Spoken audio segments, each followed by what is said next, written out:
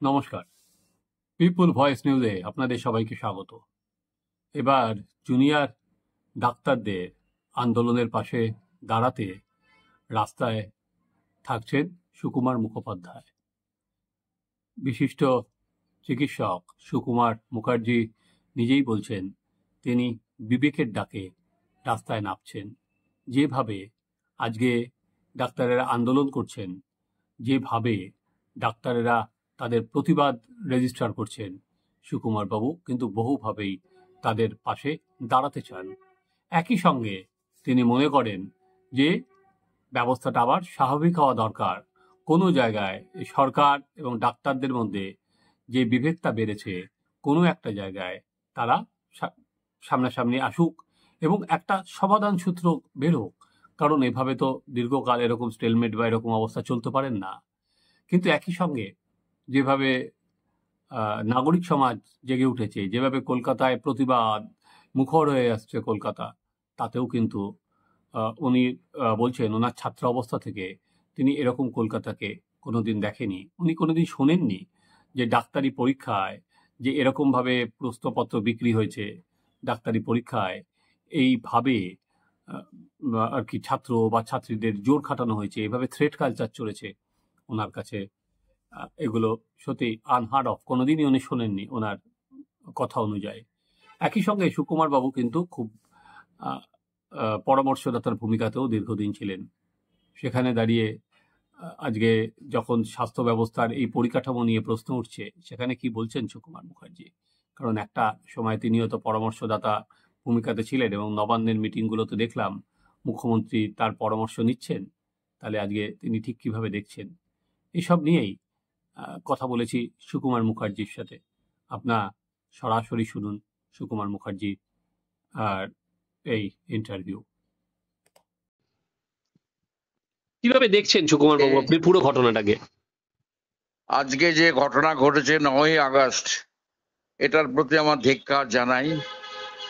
এরকম নৃশংস অত্যাচার একটা টিচিং ইনস্টিটিউশনের ভেতরে যা হয়েছে আমি কল্পনাই করতে পারি না। আমার এত বছর বয়সে কখনো দেখিনি। আজকের দিনে এটা একটা প্রফেশনাল স্লার বলতে পারেন। আমরা কি রাখতে পারি না আমাদের প্রফেশনাল ইন্টিগ্রিটি? আমরা কি রাখতে পারি না আমাদের প্রফেশনাল অনার? আমাদের রাখতে পারি না কি আমাদের প্রফেশনাল ট্রুথ? এই নিয়ে বড়ই বিবেকের টান পড়েছে। হয়তো র্যালি করা যে হচ্ছে, সুবিধা আছে অসুবিধা আছে, তা সত্ত্বেও একটা বিবেকের টান আছে। সেই বিবেকের টানে হয়তো আমি আজকে যেতে পারবো, যদিও আমার হাঁটার ক্ষমতা অনেক কমে গেছে, তা সত্ত্বেও আমি চেষ্টা করব যাবার। এর প্রতিবাদের জন্য, আর কিছু নয়। আর আমার বিবেকের দংশন এই বয়সে আর ভালো লাগে না। আপনি এই যে ডাক্তারদের এই যে কর্মবিরতি, জুনিয়র ডাক্তারদের, সেটা কিভাবে দেখছেন? জুনিয়র ডাক্তারদের যে প্ল্যানটা করেছে গোড়া থেকে, সেটা সত্যি আমরা ভাবতে পারিনি জুনিয়র ডাক্তাররা এরকম ভাবে একটা প্ল্যান করবে। এবং তাদের একটা প্রিন্সিপাল যে আমাদের যেসব ঘটনা ঘটেছে, এই পরিপ্রেক্ষিতে যেসব পারিপার্শ্বিক ঘটনা ঘটছে তার প্রতিবাদ করা, এটা তাদের নিশ্চয়ই তাদের দরকার আছে। কিন্তু আর সব সময় মনে হয় আমাদের রোগীদের দেখাও কথাও ভাবতে হবে। সুতরাং সব মিলিয়ে আমি তাদের তারিফ করি, তারা আন্দোলন করছেন। আমি ভাবতে পারি না আমার জুনিয়র ডাক্তাররা এইরকম ভাবে এরকম করতে পারে। এটা সত্যি একটা আন্দোলনের একটা বিশেষ উদাহরণ স্বরূপ রয়ে যাবে।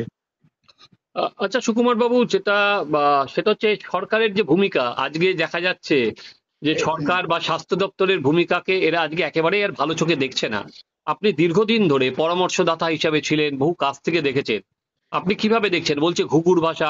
আমার মনে হয় আরো এমপ্যাথি দরকার, সর্বস্তরের এমপ্যাথি দরকার মানুষের কল্যাণের জন্য। আমি প্রশাসনের ইন্টিগ্রিটির মধ্যে আমি যেতে চাই না, তবে আমি বলতে চাই আমাদের পরস্পরের মধ্যে একটা বোঝাপড়ার জায়গা এসেছে। দুজনকে বুঝতে হবে, একটা সমঝোতায় আসতে হবে। এই যে আজকে ধরুন যে দুর্নীতি বা এই যে আজকে পরীক্ষা ব্যবস্থা পুরো সিস্টেম বলা হচ্ছে, এগুলো কোনোটাই আমার কল্পনার মধ্যে ভাবতে পারি না। আমরা দেখিনি না, আমার ইয়াং অবস্থায় সব দেখিনি। হুম। আজকে এই যা ঘটেছে, যা চলছে, যা কাগজে পড়ছি, যা দেখছি, সত্যি সত্যি একটা আমার প্রফেশনের প্রতি একটা বিরাট, এত এত সেঞ্চুরি ওল্ড প্রফেশন, যে হ্যাঁ। প্রফেশনের দীর্ঘ সুনাম আছে সারা পৃথিবীতে, ডাক্তারি প্রফেশন। আর আমি নিজে মনে করি ভগবানের দারুণ করুণা আমি ডাক্তার হতে পেরেছি, কিন্তু ডাক্তার হয়ে এই দৃশ্য দেখতে আমি ঠিক মানতে পারিনি।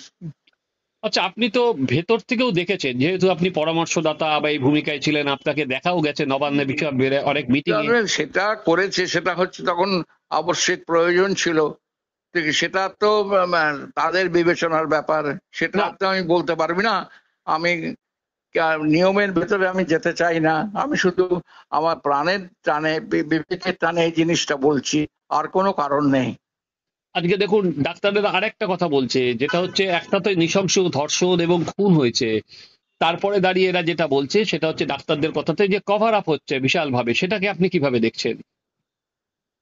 সেটা আমি দেখছি যে ঘটনা বহুল একটার পর একটা ঘটে যাচ্ছে, যেটা সত্যি কখনোই ভাবতে পারিনি।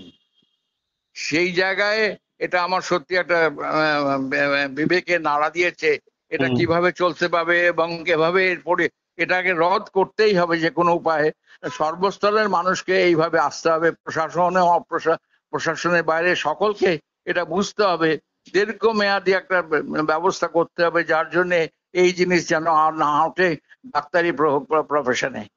তা আপনি দীর্ঘমেয়াদী ব্যবস্থা বলতে আপনি কি প্রেসক্রাইব করছেন, কি দীর্ঘমেয়াদী ব্যবস্থার কথা আপনি বলছেন?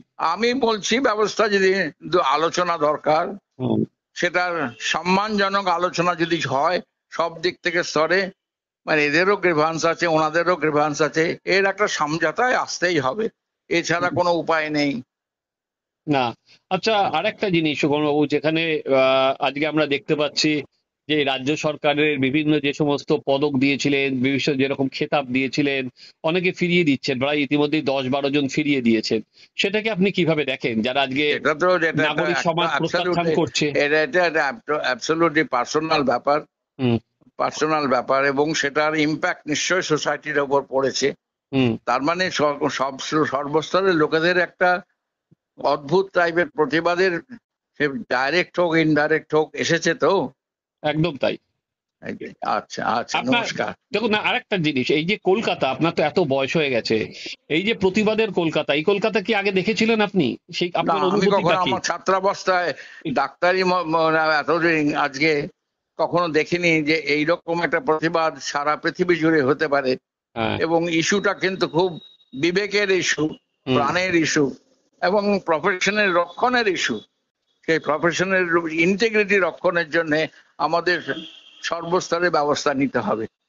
কারণ আজকে নমস্কার। শুধুমাত্র, নমস্কার, ঠিক আছে, ঠিক আছে।